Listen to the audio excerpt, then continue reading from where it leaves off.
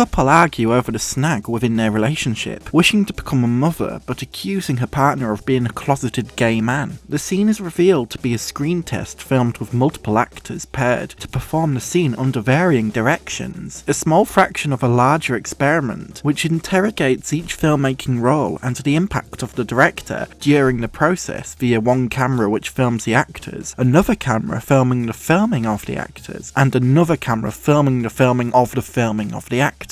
This is William Greaves' meta-documentary, Symbiopsychotaxiplasm Take 1, the film which itself is a smaller fragment of what was intended as a cycle of films examining the role of cinema and director. Via Greaves' multi-layered documentation of a seemingly plotless film, he captures an improvisational nature of the filmmaker, the power dynamic of the collaborative process, and even a filmmaker rebellion of sorts within the production of Symbiopsychotaxiplasm itself. By uncovering these nuances within its own film production, Greaves' film within a film within a film blurs the fiction of film narrative with the realities of filmmaking. It's important to acknowledge just how long Symbiopsychotaxiplasm Take 1 went without being discovered, and why it's necessary to celebrate it. The film wouldn't receive the attention it deserved until the early to mid-90s. Detailing this long journey, Richard Brody, citing William Greaves' widow, Louise Archambault Greaves, as the source for this information, wrote for The New Yorker stating that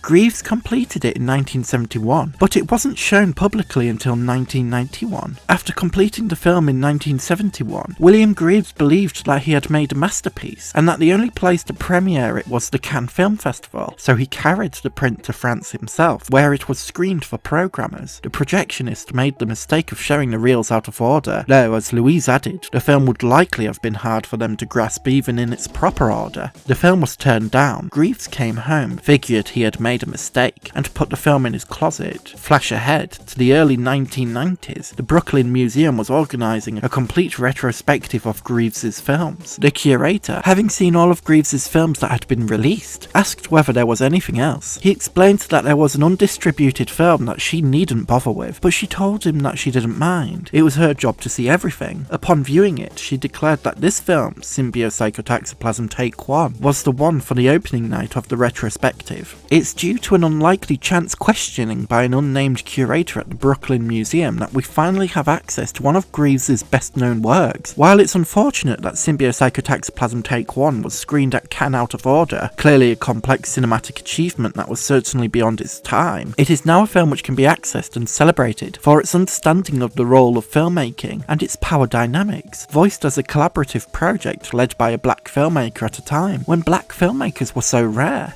Amy Taubin, writing for Criterion, within her essay explores the trailblazing significance of Greaves as a black filmmaker during the 60s, stated that what was immediately striking about Symbiopsychotaxiplasm Take 1 was that it did not directly engage race or racism, although the fact that Greaves is both the film's director, writer, producer, and its on-screen protagonist, the focus of almost every scene, guaranteed that the viewer, regardless of race, was conscious that the film was a pioneering work by a black filmmaker. Quite simply, in the US, in the spring of 1968, there were at best a handful of African American directors working in television, and no African Americans directing feature films. And for an African American director, to make a feature as experimental as a film by Warhol or Godard could not have been imagined if Greaves hadn't gone out and done it. While Symbiopsychotaxiplasm Take 1 doesn't specifically engage with race or racism, however other forms of prejudice are portrayed, such as sexism and homophobia, and the focus on power balance or imbalance may also be reflective of discrimination as a whole, it is still worth celebrating that this experimental examination of the collaborative filmmaking process and its power dynamics, as well as its clashes and conflicts, was led by the intellectual foresight of a black filmmaker who deserves to be celebrated for his filmmaking insight at a time when black filmmakers within America were rare. Greaves' filmmaking influence is present within the works of Spike Lee, Marlon Riggs, Gordon Parks, Ava DuVernay, Dee Reese, and many other fantastic black filmmakers. While it is difficult to specifically define Symbiopsychotaxiplasm Take 1, its filmed events seem to explore the necessity of a power balance within organised filmmaking projects. While William Greaves has taken the helm of the screen test, directing numerous actors through the same melodrama melodramatic scripted dialogue with variances for each performance. His organisation of the project, or possibly even an intentional lack of organisation, allowing for improvisation within the cast and crew, is necessary for the director's role. However, Symbiopsychotaxiplasm Take 1 seems to ask the rhetoric question, what even is a director anyway? Throughout the film there are discussions between the film crew within the production offices held independently from William Greaves, who would eventually review the footage within the editing suite, allowing the crew to speak openly about their views of the project. Detailing these moments, Richard Brody wrote that the film also includes 3 remarkable interludes called X1, X2 and X3 that are lengthy scenes that the crew shot of themselves in the production office, in Greaves' absence and without his knowledge. There, members of the crew debate the merits of the film, scrutinise and interpret Greaves' methods and motives, criticise his abilities, intuit his ideas. The result isn't quite a mutiny or a revolt. They continue to work on the film with undiminished engagement, but it is a boldly independent act to use his equipment and resources to make a film of their own within the film, which they then offer Greaves as part of the film. While some crew believe William Greaves has an intended vision for the film, and that the script used for the screen tests is intentionally bad to capture the banality of life and how real people don't simply speak through good writing, while others feel Greaves is simply winging it, unsure what to do. These conversations can become heated, but including them within Symbiopsychotaxiplasm Take 1, William Greaves has seemingly placed a documentary within his documentary, discussing the theoretical ideas of the role of director and the expectations that come along with it from the very people who give a film production its backbone. It is challenging the notion of the auteur, the theory that a singular creative vision is what leads to production, by demonstrating the collaboration and efforts behind the auteur figure is where the true filmmaking happens, reinforced by the fact that these discussions have been shot and directed without the film's actual director present. The act of these discussions could be considered somewhat rebellious due to the questioning of the director's own abilities, but the inclusion of these moments within Greaves' final edit is also an act of filmmaker rebellion, intent on questioning how easily forgotten it can be that filmmaking is a collaborative process, as Greaves is platforming the voices often unheard by the viewer. These meetings also serve as a structural setup for when the film crew confronts William Greaves, in which he admits the intention all along was to cause irritation via repetition, so that improvements could be improvised and utilised in later screen tests. A fascinating moment which results in drastically different dramatic sequences, such as a screen test which is completely sung as an improvised improvement on Williams' original script. It seems that, just like the fantastic Miles Davis music, which scores the entirety of the film, that Symbiopsychotaxiplasm Take 1 suggests that through improvisation there is the heart of true collaboration. Through flexibility, unpredictability, self-reflection and experimental curiosity are the central ideas of filmmaking collaboration. Via this focus on the significance of collaboration, William Greaves demonstrates an ability to find almost everyone to be a potential character within his film, not simply just the actors performing within the screen tests. Teenagers watching as the production begins, a crew member who suggests script improvements by rewriting it to include sexually graphic language, and a homeless man named Victor, an artist evicted from his accommodation who had been living within the park where Symbiopsychotaxiplasm Take 1 was filmed. A man who expresses a seemingly charming yet eccentric nature before delving into resentful and vulgar expressions, which clearly offend some of the film crew, encouraging them to walk away. Spontaneous interactions like this fill Symbiopsychotaxiplasm, adding a layer of curiosity towards figures and characters who would otherwise be ignored. Even William Greaves himself is speculated to be a character within his own film. During one of the crew-only meetings, one of the crew members who knows William personally suggests that the director is putting on a performance, implying that Greaves is often quiet and shy, but within Symbiopsychotaxiplasm Take 1, we're seeing a completely different side to him, as if Greaves is playing a fictional version of himself. Elaborating on this, Amy Taubin later wrote within her essay, making reference to Greaves' questionable remarks towards a horse-riding woman's breasts, stating that, who is this director? Is he the real William Greaves? Or is he a fictional construct? Or partly both? Or are they one and the same? Is he, in addition to being outrageously sexist, as incompetent a director as his sometimes confusing instructions suggest? Or is he playing at being sexist and incompetent in order order to provoke the crew? Is the crew's eventual antagonism, then, part of his master plan to dramatise the other major, though not explicitly stated, theme of the film? Power. In particular, the power struggle between the leader and the group. When William Greaves cracks a joke about a woman's breasts early within the film, he punctuates it with the words, "Don't take me seriously." Is this therefore not William as his authentic self, but a performance of a different version of himself? Are his more problematic remarks within the film, such as casual homophobia and sexism, normalised within the 1960s, intending to provoke the crew to take a stand against him, or to illustrate how there is a division between director and crew? Quite simply, are we just overthinking things and taking William Greaves too seriously within these moments? There's a fascinating unreliability at play here that is reinforced when the film crew questions just how authentic William is being in front of the camera, which puts into question just how truthful Symbiopsychotaxiplasm may be. Maybe the intention, reinforced by moments in which the actors discuss openly out of character regarding the ways they intend to perform their screen test, is to demonstrate just how thin the barrier is between cinema and reality.